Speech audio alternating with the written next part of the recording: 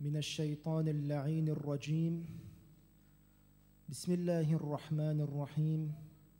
الحمد لله رب العالمين بارئ الخلائق أجمعين وباعث الأنبياء والمرسلين، ثم الصلاة والسلام على أشرف الخلق أجمعين سيدنا ومولانا محمد وآله الطاهرين.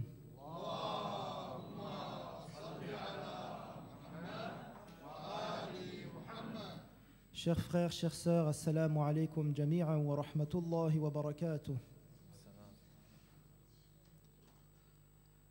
Permettez-moi de vous présenter mes plus sincères condoléances pour le martyre de l'imam al-Hussein, de ses compagnons et de sa famille en ces jours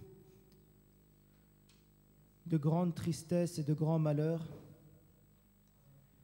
Et comme vous le savez tous, nous sommes sur la dernière ligne droite. Nous sommes dans les dernières nuits. Et ce sont les dernières nuits durant lesquelles nous pouvons encore espérer la miséricorde d'Allah subhanahu wa ta'ala. Car comme il est dit dans les saintes traditions, au jour du jugement, c'est-à-dire Yawm al-Qiyamah, tous les yeux pleureront, sauf les yeux qui auront pleuré pour la tragédie de l'imam Hussein alayhi salam et la tragédie de Karbala.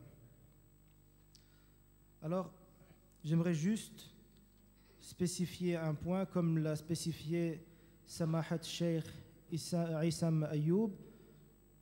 Aujourd'hui, moi je vais parler de Ali al-Akbar, alors que lui en avait parlé lors de la 7e nuit. Et durant cette 7e nuit, j'avais parlé de Abul Fadl al-Abbas, et il avait spécifié justement qu'il y avait deux façons de lire, mais en tout cas cela ne va rien changer au fait de la tragédie et au hasard. Sallu ala Muhammad wa ali Muhammad.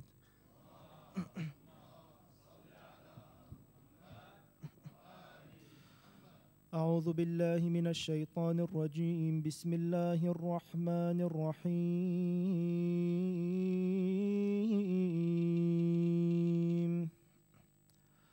صلى الله عليك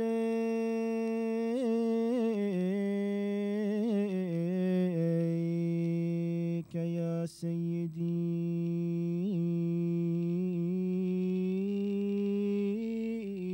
ويا مولاي يا رسول الله.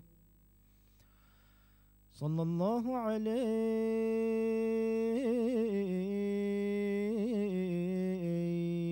وعلى آلك المعصومين المظلومين الطيبين الطاهرين. السلام عليك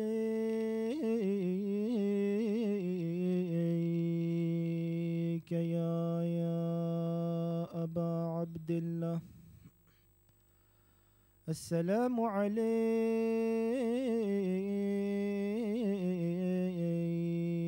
يا ابن رسول الله وابن أمير المؤمنين وابن فاطمة الزهراء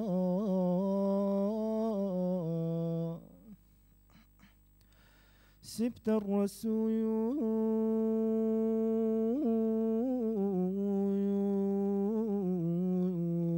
وقرة عين البتول.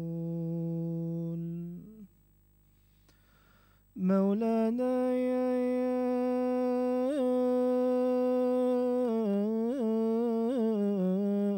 ومولى الكونين أبي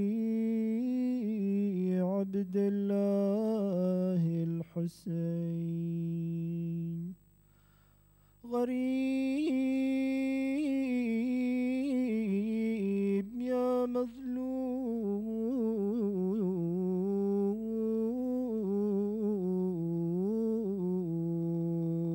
كربلاء. يا ليتنا يا كنا معكم سيدين فنفوز والله فوزا عظيما.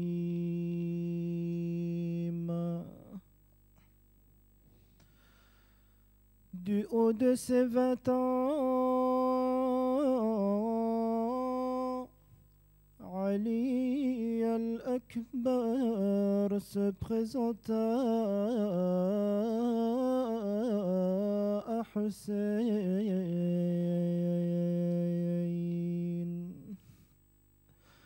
Vêtu de son armure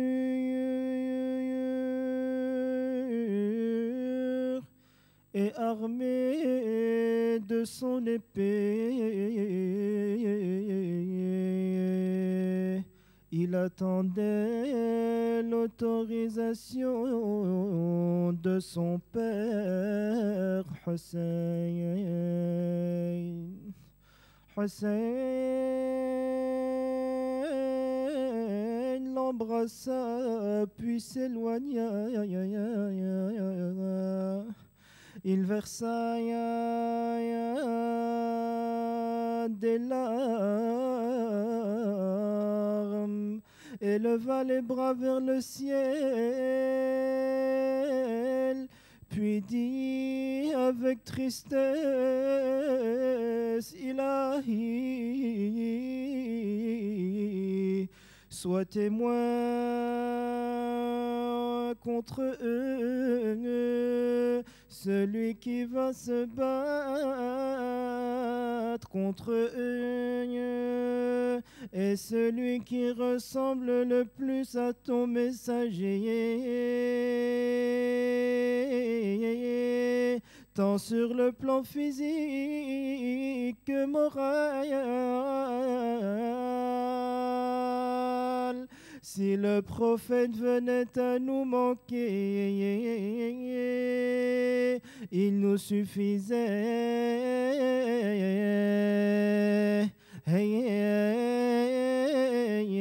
de le regarder. C'était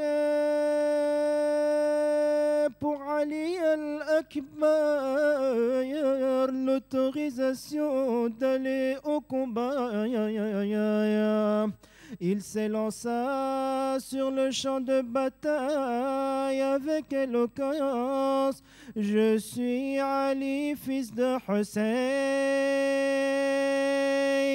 Nous sommes les plus proches du prophète. Wallah, le fils du bâtard ne gouverne pas sur nous. Wallah, je frappe du sabre et j'assure la protection de mon père.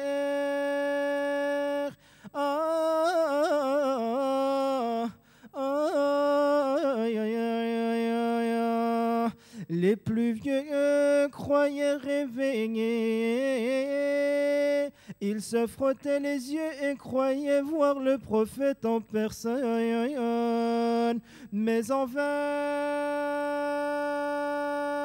ils étaient aveuglés par leurs péchés. Mais dans le camp de l'imam Hussein, il y avait un cœur qui souffrait de douleur.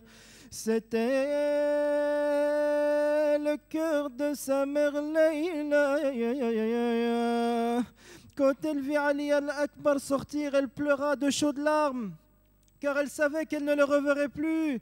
Elle voulait l'embrasser une dernière fois.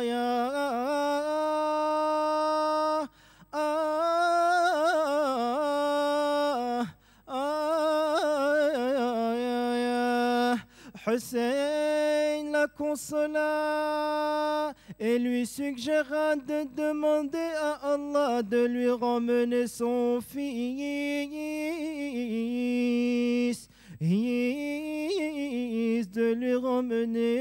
son fils.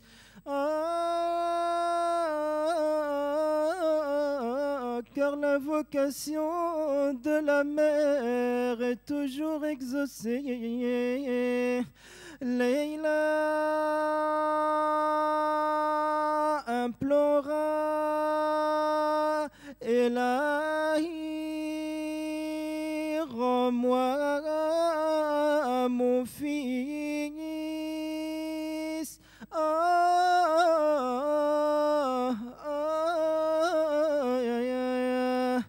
Oh,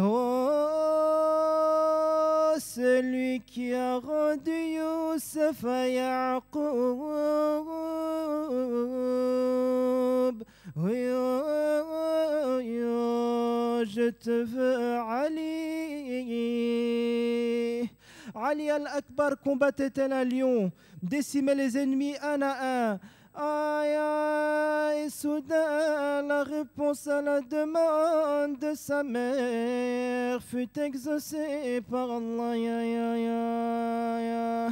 Ali al-Akbar de retour au campement, Hussein lui dit: va auprès de ta mère, elle se meurt d'inquiétude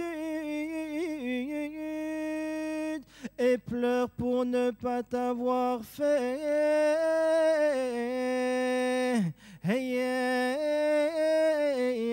Ses adieux.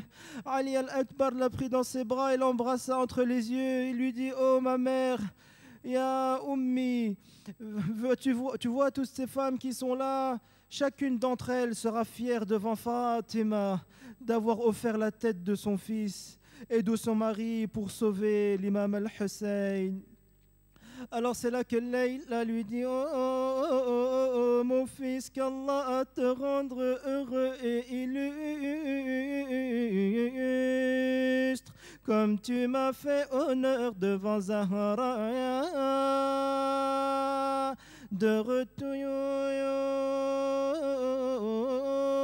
vers son père, Ali al-Akbar dit à son père: oh père, la soif, la soif. Ali al-Akbar avait tellement soif, il est venu se plaindre auprès de l'imam al-Hussein alayhi salam. Alors qu'a fait l'imam al-Hussein? L'imam al-Hussein, qui avait le dos brisé par la vue de cela, il dit à Ali al-Akbar: approche-toi de moi mon fils, approche-toi de moi. Et l'imam al-Hussein lui mit la langue dans sa bouche.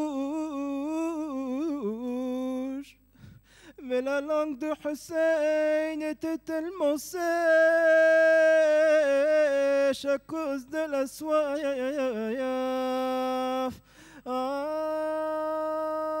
Hussein, Ali al-Akbar retourna au combat, jusqu'à ce qu'il fût touché par une lance dans le dos. Frappé d'un coup de sabre, son turban fut coupé en deux. Alors le sang de Ali al-Akbar coula dans les yeux de son cheval, et le cheval aveuglé ne voyait plus son chemin, et au lieu de l'emmener vers le camp de l'imam al-Hussein alayhi salam, il le dirigea vers le camp des ennemis. Ces maudits s'acharnèrent sur son corps. Ali al-Akbar criait: Assalamu alayka ya Aba Abdallah. Je vois mon grand-père, Rasulallah, qui me fait boire une couillou, après quoi je n'aurai plus jamais soif.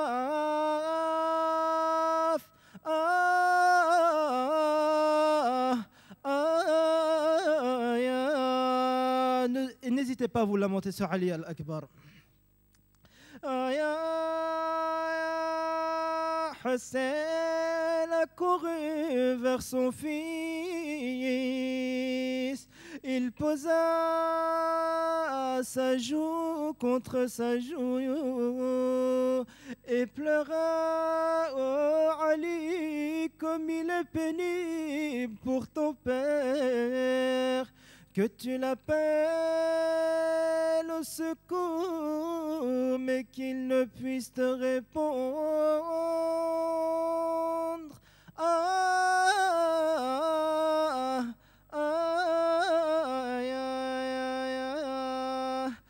Et il est dit que Ali al-Akbar, que les ennemis s'étaient tellement acharnés sur le corps de Ali al-Akbar que son corps était en pièces, était découpé en morceaux. Et l'imam Hussein, le dos brisé, demanda au reste des membres de sa famille: mettez-le dans ma rabat et portez-le, je n'ai pas la force de le porter.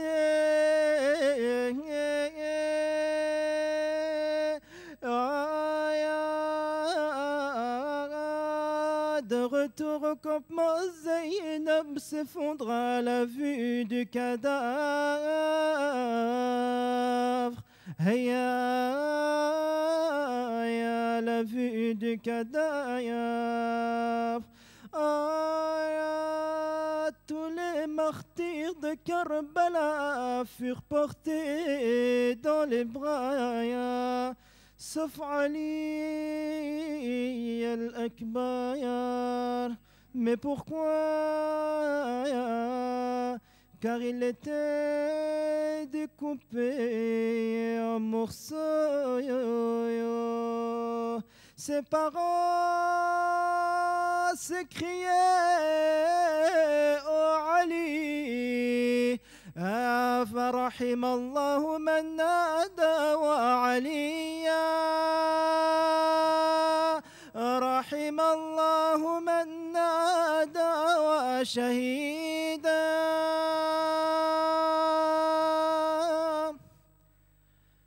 إنا لله وإنا إليه راجعون. لا حول ولا قوة إلا بالله العلي العظيم.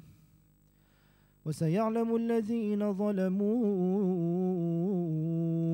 آل بيت محمد أي منقلب ينقلبون، والعاقبة للمتقين. صلوا على محمد وآل محمد.